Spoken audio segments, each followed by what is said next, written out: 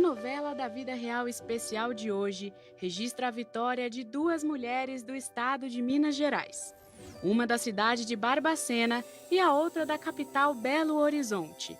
Ambas entraram no hospital e viram a morte cara a cara, mas através do nome de Jesus não encontraram o fim. Vamos iniciar pela vida de Karen Mendes. Nascida na cidade de Barroso, desde a infância sempre esteve firme em Cristo. Quando a minha mãe converteu, ela converteu assistindo o missionário, na televisão mesmo.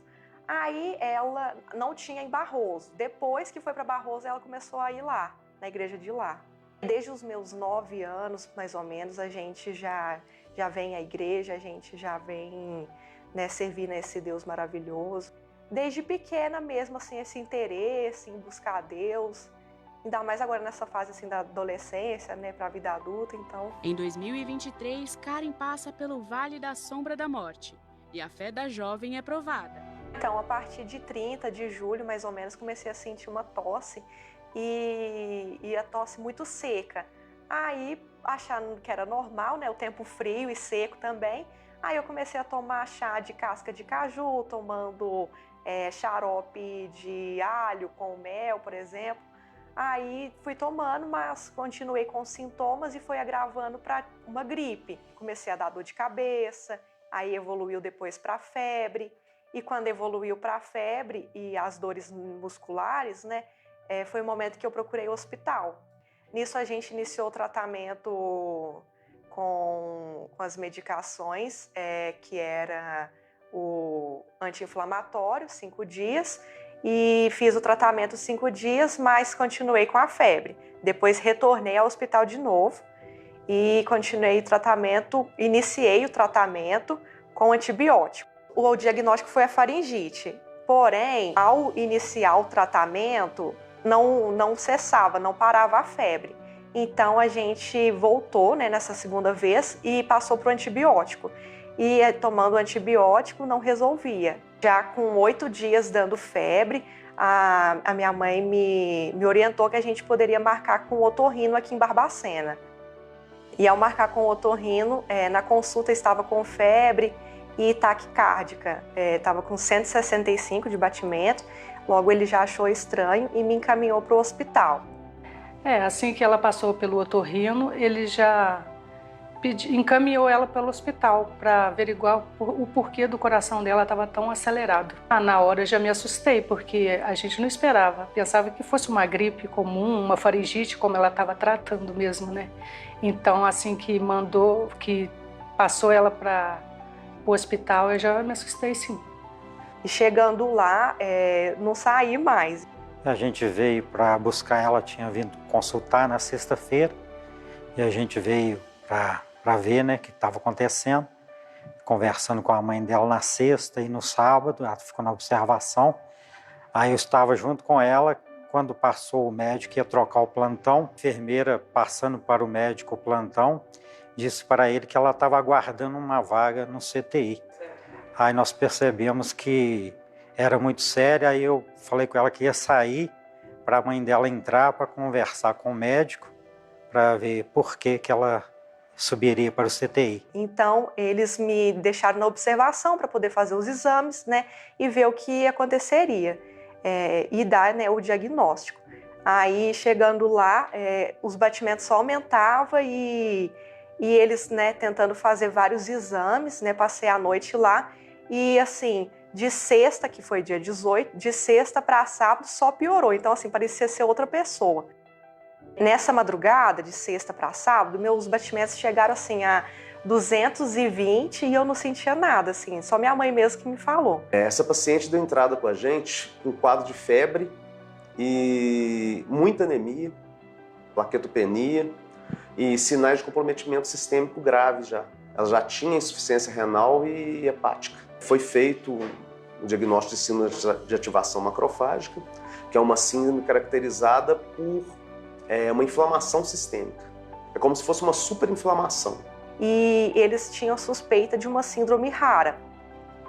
E então eles haviam comunicado que teria que me internar no CTI para poder continuar os exames e ter um monitoramento ali mais preciso, Aí eu fui para o CTI no domingo à noite.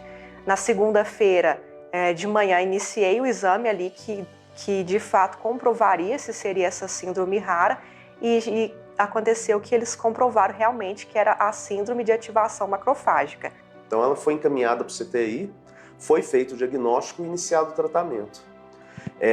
Essa síndrome de ativação macrofágica ela é uma doença bastante incomum, ela é bem rara. Tem a forma primária e tem a forma secundária infecção viral. Esse era o caso dela. Evoluiu com um quadro muito grave de síndrome de ativação macrofágica. Essa paciente foi encaminhada para o CTI devido às insuficiências orgânicas que ela já tinha. Infelizmente, ela possui um mau prognóstico na entrada. Quadros graves como o dela possuem mortalidade bem superior a 90%. E com isso, ao comprovarem a síndrome, ali já iniciariam todo o tratamento necessário, né? E teriam que ver se eu responderia positivamente ao tratamento, que seria a base de corticoides, né, imunossupressores e a quimioterapia. Já estava com os órgãos comprometidos, né? Por exemplo, os rins, o baço, estava com água no pulmão direito. Então, assim, como é uma superativação, poderia vir a explodir a qualquer momento, como uma bomba mesmo. Ela foi para o CTI no domingo à noite, né? Aí nesse período tudo estava grave. Quando foi na quarta-feira, o médico do CTI me chamou lá na sala dele e falou assim que o fígado dela estava comprometido, a parte pulmonar estava comprometida, tanto é que ela estava no oxigênio.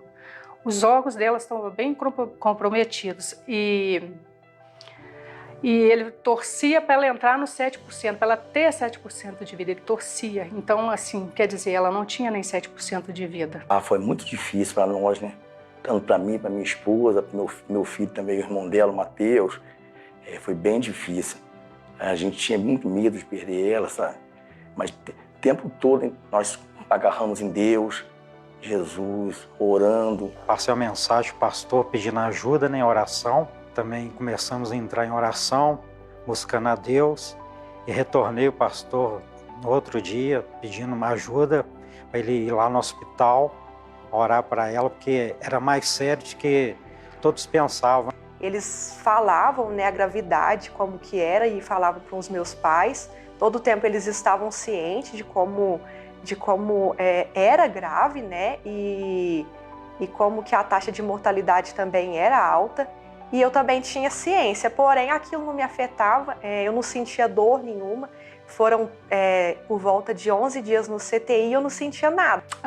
Me apeguei a Deus mesmo, né? Porque só Ele para fortalecer. O médico falou, né, que era bem difícil, que cada dia estava piorando no caso dela. Tanto que quando ele falou pra gente que era 7% a cura dela, eu falei pro médico assim, ô doutor, ela vai entrar nesses 7%.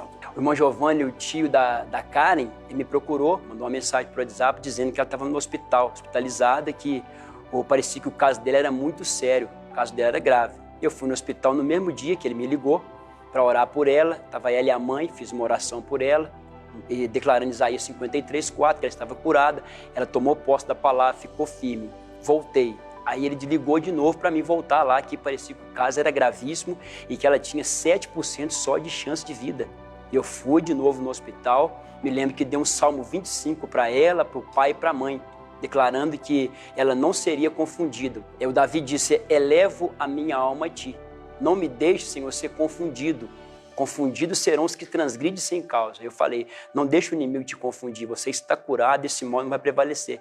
Ele agarrou firme a cara, ficou firme com a palavra de Deus, e eu vim para a igreja e pedi toda a igreja que entrasse em oração por ela. Mandei um WhatsApp para toda a igreja, pedindo que orasse pela Karen, a sobrinha do irmão Giovanni de Barroso, para que ela ficasse curada verdadeiramente. No início, assim, foi bem difícil mesmo. Nós ficamos sabendo do caso dela, que era grave, que os médicos falaram para nós que era bem grave. Foi muito difícil mesmo. Só Deus mesmo para dar força para nós, que deu força para nós foi Deus. Mas o tempo todo nós agarramos em Deus, Jesus, orando. Muitos estavam orando por ela também. No Rio de Janeiro, a minha família no Rio de Janeiro estava orando por ela. As igrejas no Rio também, que da onde eles fazem parte, estavam orando. A cada visita ao CTI, os médicos sempre foram muito sinceros da gravidade do caso, que era uma doença muito rara. Eles me chamavam na sala deles e me falavam o quanto era grave. Então, eu comecei a a pregar para eles então, porque assim como o Senhor tocou em Lázaro, que já estava morto, ele poderia tocar na minha filha. E todos os dias era assim. Outro dia ele me chamava e falava a mesma coisa. Então a gente se apegou muito à fé mesmo, sabe? Porque se não fosse a fé, não teria como estar aqui hoje, né? Teve um dia que nós fomos visitar ela no CTI, eu e minha esposa. Aí teve um médico que falou, né, que era bem difícil, que cada dia estava piorando o caso dela. Aí nós conversamos com o médico, falamos para ele: doutor, nós aceitamos o diagnóstico de vocês são os profissionais, estudaram para isso, mas a gente falava para ele que Deus pode mudar esse diagnóstico, que ele ia mudar esse diagnóstico. Aí os médicos: não, eu quero também que eles mudem, que Deus mude esse diagnóstico dela. Eu falei: não, nós, com a graça de Deus, ele vai mudar em nome de Jesus. Foi um momento que Deus cuidou tanto de mim e eu senti assim nos braços dele, né? Ele falava comigo que eu não sentiria dor nenhuma, porque ele já tinha levado sobre ele todas as dores. Então, por mais que eu estivesse no CTI, eu estava ali o tempo todo lúcida, eu cantava louvores, eu via pregações, eu orava, eu cantava junto com as enfermeiras. Então, assim, foi um momento assim que para mim foi um deserto, mas a gente passou tudo para glorificar o nome de Deus. Apesar do quadro dela ser muito grave, sempre que a gente ia visitar na visita, ela estava alegre. Ela que sustentava, a fé da gente aumentou por causa dela mesma, sabe? Ela sempre estava alegre, cantando. Aí a nossa fé aumentou realmente por causa dela também, porque ela estava muito confiante.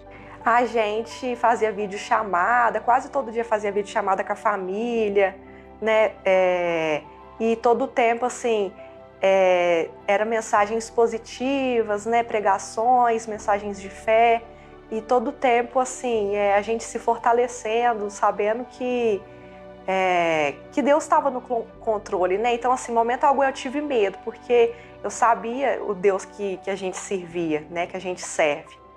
Meu tio sendo meu pastor, né? E ele indo me visitar. Então, assim, todo tempo mandava mensagem, pregando, e o pastor também daqui de Barbacena, ele foi lá 3 vezes. Então, assim, recebi as visitas dos pastores, né, dos meus pastores. Então, foi um momento, assim, muito importante, porque eles fizeram parte dessa trajetória, fizeram parte desse testemunho, né? Então, assim, foi edificante, realmente. Nossa, como que faz a diferença, né? Faz a diferença você estar caminhando com homens de fé, né? Com pessoas ali que tá para te fortalecer também. Pedi a ajuda do pastor em oração, o pastor começou a orar, a gente orando lá de Barroso, o pastor determinando aqui, a gente orando lá e encontrei o versículo do Salmo 118, versículo 17, que Deus diz, né, que não, eu não morrerei, mas viverei e falarei das obras do Senhor. A Karen, ela mantinha um estado geral, apesar de tudo, muito bom. Ela ficou consciente o tempo todo no CTI e ela é uma menina que respondeu relativamente rápido. Com todas as medicações que nós entramos, ela foi respondendo muito rápido. Com o tempo eu fui reagindo bem, né, ao tratamento e assim foi realmente um milagre para os médicos e com isso, depois de 11 dias eu recebi alta e fui para a enfermaria. E na enfermaria, aí eu pude ficar com a minha mãe, né? E com isso, por estar reagindo bem ao tratamento, passei lá 13 dias, continuando com a quimioterapia. E ela, em cerca de 10 dias, ela já conseguiu sair da UTI. Em mais alguns dias, ela já estava recuperada, podendo até ir para casa. Mas é um tratamento que dura no mínimo 8 semanas. E depois eu recebi alta, no total foram 26 dias no hospital. Ela, inclusive, agora já acabou esse tratamento e segue em acompanhamento. Muito bem, até o momento. Cada coisa, um arroz, um feijão que a gente come em casa, só de estar na casa da gente, já é uma bênção de Deus. Nossa, só assim pra gente ver e dar valor, né? As coisas simples da vida. No dia que ela recebeu a alta dela, assim, que depois que já houve melhoras, assim, o médico ainda falou assim: você esteve morta, menina, você esteve morta, mas a gente cria que Deus estava no controle da situação desde o primeiro momento, né, que ele já encaminhou, que tudo deu certo, ele estava cuidando desde o primeiro momento. E com a graça de Deus, foi uma benção. Foi a recuperação dela, entrou nos 7%, está aí, com a graça de Deus conosco aí, uma benção de Deus, para a honra e glória do Senhor Jesus Cristo. A igreja entrou em oração e ela está aí hoje curada para a glória de Deus. E foi o que aconteceu com a Karen. Graças a Deus, com a ajuda do pastor Marley, nós todos saímos vencedores, né? Caso bem sucedido. Para a glória do Senhor Jesus. Ele trouxe a vida da Karen, né? Assim como Lázaro estava morto, ele reviveu, ele fez a minha filha reviver. Um toque dela e ela está de volta. Então, a gente sempre presenciou os milagres na Bíblia, sempre lendo, e foi o momento de presenciar definitivamente, né, às claras, né? E foi aí que a gente viu que a gente serve sim um Deus de milagres, né? Mas assim, o pior já passou e já deu tudo certo para a glória de Deus. Deserto, de dias muito difíceis, mas a gente conseguiu. É o Senhor Jesus. Jesus está sempre pronto para nos dar a vitória. E assim como na vida de Karen, uma conterrânea, mas a aproximadamente 150 quilômetros de Barroso, mora Celi Medeiros, uma nordestina que há mais de 20 anos vive em Belo Horizonte. E em novembro de 2022 é internada para uma cirurgia e acaba sofrendo uma parada cardíaca por 25 minutos. Mas com a intervenção de Deus, ela nasce de novo. Acompanhe essa história. Eu nasci em Recife, vim para cá faz uns 20 anos. Eu frequentava a igreja, ia todos os domingos para a igreja, né? E no meio da semana também. Em novembro de 2022, Celi é internada para retirar um cisto no rim direito. Antes de me operar, eu fui para a igreja e pedi oração dizendo às irmãs que eu ia me operar. Enquanto estive pastor ali em Minas Gerais, oramos, clamamos a Deus, sempre tivemos ali o nosso livro das orações, onde incluímos ali o nome das pessoas e orávamos por ela. E, inclusive, nossa irmã também estava ali, né? No livro das orações, estávamos orando, eu, minha esposa, a igreja, oramos por ela nesse período. A cirurgia começa bem, mas a certo ponto o corpo de Celi reage à anestesia e o coração para de bater. Minha irmã foi operar, era uma cirurgia que era de risco, mas o médico informou que era uma cirurgia simples, né? Então ela entrou para o bloco cirúrgico, né? Era 11 horas, a cirurgia ia ser de 2 horas, só que realmente não foi isso que aconteceu. Essas 2 horas foi passando. O corpo não aguentou e eu tive uma parada cardíaca. Quando foi de 8h40 da noite, foi que ele chegou e falou para mim assim que a cirurgia da minha irmã não tinha sido um sucesso, porque ela tinha dado uma parada de 25 minutos. Ela internou para retirar o rim, né? E ela retirou e parou no bloco. Aí que ela chegou para nós, ela já estava entubada, já estava sedada, estava com a medicação alta para manter a pressão, então estava bem grave. Aí passou os 10 dias que estubou ela, que colocou traqueostomia, aí tira a sedação, ela não fica mais sedada. Então, quando tirou a sedação, eu esperava que ela acordasse, né? E isso não aconteceu, ela não atendia estímulos, se chamasse, ela não atendia. A doutora chegava para mim, né, junto com a equipe, e falava que ela não teria mais jeito, ela só estava viva por causa através das medicações, né, e dos aparelhos. E todos os dias ela dizia que ela ia morrer. Um dia estava grave demais, outro dia ela já estava mais estável. No caso dela, ela parou, né, muitos minutos. Uns recobram, outros não. Ela não passa de hoje. Então, dado momento, eu falei para a médica, eu entreguei minha irmã boa e eu quero sair aqui com ela. Eu só saio daqui com ela boa. Fiquei em coma por muito tempo. Muita gente mesmo orou por mim. Não, nem acreditava em milagre. E tinha raiva quando algum evangélico chegava para fazer oração, para fazer... Porque eu não acreditava. Eu não acreditava quando as pessoas diziam assim, Deus vai curar, Deus vai curar. Eu nunca acreditei nisso, né? Eu só acredito nas coisas que eu vejo. Eu acreditava muito na medicina. Aí Deus me deu a segunda chance.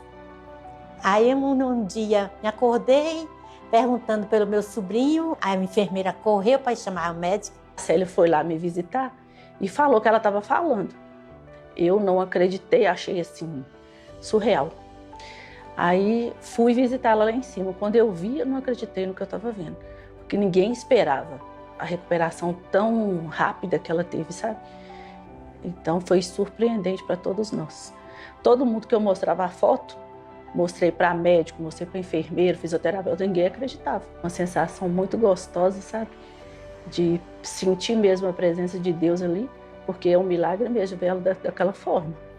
E olha a bênção que Deus promoveu por meio dessas orações, levantando a nossa irmã, né?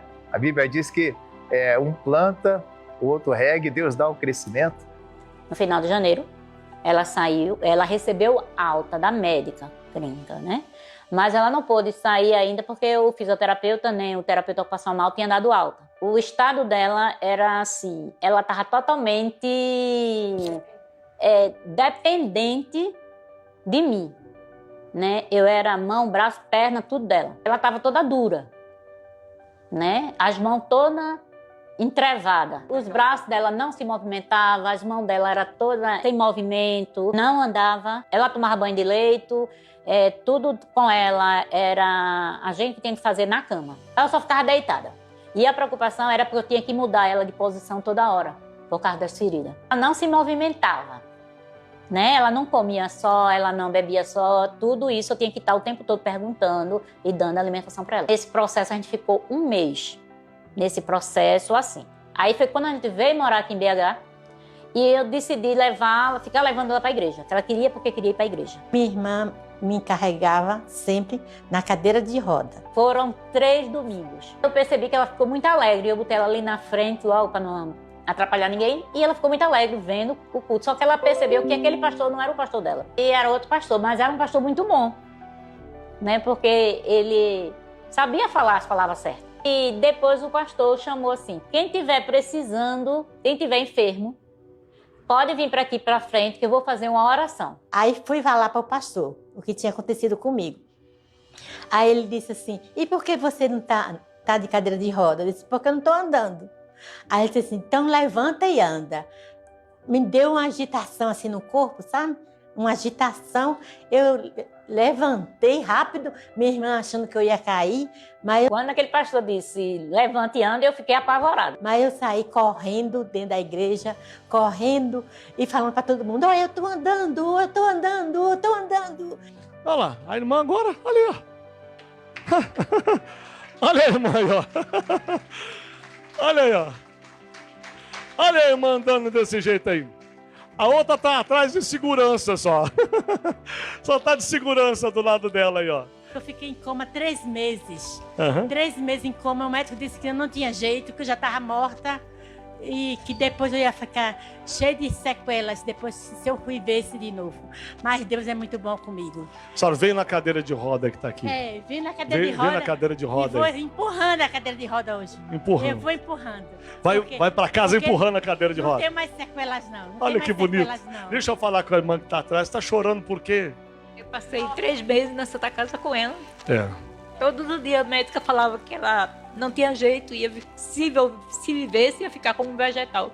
Eu vim de Recife, deixei minha vida lá pra mim. Pra cuidar da irmã. Ficar com ela aqui. Irmã de valor a senhora tem, né? Irmã queridona ela, hein? Quer dizer, veio cuidar da senhora. Ó, a cadeira de roda da senhora. Senhora, vamos fazer. Aqui, ó. A senhora tá querendo correr já, irmã? Aqui, ó, vamos fazer. Espera, a senhora tá apressada, só nasceu de 6 meses? A senhora empurrava ela? Era a senhora que empurrava ela. Então senta na cadeira agora, a senhora lá. Agora senta. Tá, senta lá. Senta lá. A senhora empurrou a irmã? Agora, irmã, agora, vai lá. Agora a senhora empurra. Agora a senhora empurra ela. Aí, ó. A senhora empurrava ela. Aí, dá um abraço gostoso na irmã agora. Olha que coisa bonita, pessoal. Vamos aplaudir o Senhor Jesus, que Ele é maravilhoso. Aleluia! Este Deus é tremendo, este Deus é tremendo, este Deus é demais. Fiquei apavorada mesmo, porque eu disse, o que é que vai acontecer? E quando eu vi ela andando dentro da igreja, andando, eu fiquei apavorada ali, eu sabia se eu chorava, se eu saía de perto dela, eu estava atrás dela, porque eu queria, se ela caísse, tropeçasse, eu estava lá para segurar. Foi muito lindo quando a Celi levantou da cadeira de rodas, saiu andando, correndo para lá e para cá, a irmã dela correndo atrás, emocionada, em lágrimas, e a igreja toda vibrando com o milagre que Jesus fez. Saí arrastando a cadeira de roda, porque não estou mais usando a cadeira de roda, porque o pastor falou, levanta e anda. E nunca mais usei a cadeira de roda, para mais nada. Estou andando normal, estou correndo, e ninguém mais vai me segurar. Após ela sair do hospital, então ela vai à igreja, pastor Rogério Postigo, nosso pastor, faz essa oração e Deus ali usa o homem de Deus e levanta essa minha irmã da cadeira de rodas. Esse é o nosso Deus agindo. Eu via dificuldade, eu fazia o que o coração é o certo, né? Ajudava com um bom grado e hoje, graças a Deus, aí, a vitória de Deus é a misericórdia. É emocionante ver ela andando, porque não pensei que a recuperação dela fosse tão rápida igual foi. Pelo estado que a gente viu ela no hospital e ver hoje como ela está, né? É surpreendente. Ah, agora eu tô comendo sozinha. Tô fazendo tudo, escovando os dentes, tudo. É um milagre, né? Porque assim, dentro da religião, eu acho que é um milagre. Quem já tava, bem dizer, morta no hospital. E depois sair andando desse jeito. Isso é pra quem? Pra quem que pode fazer uma coisa dessa? Quem é que pode? Só Deus. Mas ninguém. E ela tá aí hoje, até hoje andando, sem precisar de ajuda, sem precisar desses cuidados que eu dava pra ela. Nunca mais ela usou essa cadeira. A cadeira tá lá no último quarto guardada. Ela sai daqui e vai pro quarto andando. Ela anda na diálise, ela já come sozinha, ela já bebe sozinha, ela já sabe o que quer. Só posso dizer que o nosso Deus, ele é maravilhoso. Que os médicos tentaram fazer de tudo, os médicos tentaram. Mas quando Deus disse assim, agora estou comigo, agora é comigo. Agora eu vou dar a ela a segunda chance. Aí me deu a segunda chance. O homem pode até dar uma palavra, mas a sentença é somente concedida pelo Senhor Jesus. Não há nada que Deus não possa transformar em um testemunho de bênçãos. Os testemunhos dessas duas mulheres que viram a vida mudar através da fé e do poder da oração pode auxiliar você que está aí em casa.